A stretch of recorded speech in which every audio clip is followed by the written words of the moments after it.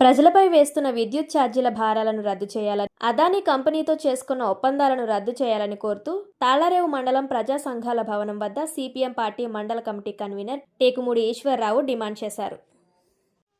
CPM party మండల committee తరఫున తెలియజేయండి ఏంటంటే,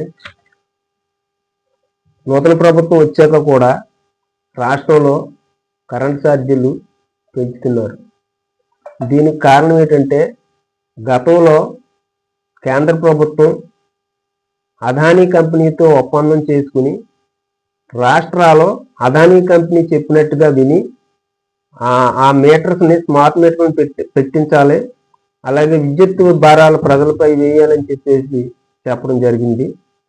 దానికి అనుగుణంగానే ఏ రాష్ట్ర ప్రభుత్వం ఉన్నా కానీ, ఏ పార్టీ ఉన్నా కానీ ఈ విధానాన్ని అమలు చేస్తున్నారు. దీనివలన ప్రజలపై విపరీతమైనటువంటి భారాలు పడే పరిస్థితి ఉంది. ఒరిజినల్గా ప్రజలు వాడుకునే విద్యుత్ యూనిట్లు తక్కువ ఉన్నా అదనంగా వివిధ రకాల రూపంలో ట్రూ ఆఫ్ ఛార్జీలు అని చెప్పి, సర్వీస్ ఛార్జీలు అని చెప్పి రకరకాల పేర్లతో ప్రజల మీద భారాలు వేస్తూ ఉన్నారు. కాబట్టి ఈ ప్రభుత్వం వచ్చాక కూడా ఖచ్చితంగా విద్యుత్ ఛార్జీలు పెరుగుతాయి. ఇప్పటికే పెరిగాయి, తర్వాత కాలంలో కూడా ఇంకా పెరగడానికి అవకాశం ఉంది. కాబట్టి అసలు ముందుగా ఈ ప్రజలపై ఈ భారాలు తగ్గాలంటే గతం నుంచి సిపిఎం చెప్పుతున్నట్టుగా ఈ అదానీ కంపెనీతో రాష్ట్ర ప్రభుత్వం చేసుకున్నటువంటి విద్యుత్ ఒప్పందాలను రద్దు చేయాలి. అప్పుడే ఈ ప్రజలకు న్యాయం జరుగుతుందని మనం చెబుతూ ఉన్నాం. ఈ విషయంలో అధికార ప్రతిపక్ష పార్టీలు కూడా ఖచ్చితమైన పద్ధతిని అవలంబించకుండా మోడీ ఒత్తిడి మేరకే అదానీ కంపెనీ స్మార్ట్ మీటర్స్ కట్టడానికి ప్రయత్నం చేస్తూ ఉన్నారు. ఇది ఇప్పటికే ప్రభుత్వ కార్యాలయాలకు పెడుతున్నారు. భవిష్యత్తులో గృహ వినియోగదారులు కూడా పెట్టే ప్రమాదం ఉంది. కాబట్టి ఖచ్చితంగా ప్రజలందరూ కూడా, విద్యుత్ వినియోగదారులందరూ కూడా ఈ స్మార్ట్ మీటర్స్ పెట్టేటప్పుడు ఖచ్చితంగా వ్యతిరేకించండి. దీన్ని వ్యతిరేకించకపోతే భారాలు పెరుగుతాయి అనేది మనం చెప్తున్నాం. అదేవిధంగా ఈ యొక్క సోలార్ విద్యుత్ పేరుతో ఈ అదానీ కంపెనీని ప్రమోట్ చేస్తూ ఈ రాష్ట్రంలో జరుగుతోంది.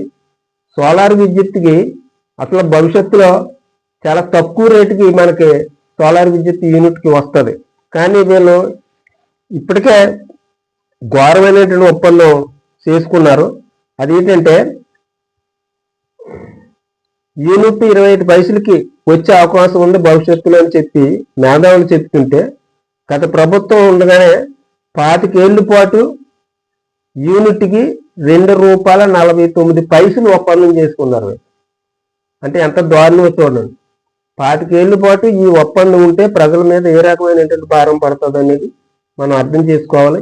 సోలార్ విద్యుత్ 5 పైసలకే వచ్చేదాన్ని ఈ విధంగా ₹2.49 ఒప్పందం చేసుకున్నారంటే ఇందులో ఎంత దోపిడీ జరుగుతుంది అనేది మనం అర్థం చేసుకోవాలి. కాబట్టి ఈ విషయంలో ప్రజలందరూ కూడా అర్థం చేసుకుని భవిష్యత్తులో పార్టీలకు అతీతంగా అందరూ ఏకమయ్యి ఈ రాష్ట్ర ప్రభుత్వం మీద ఒత్తిడి తీసుకురావాలి.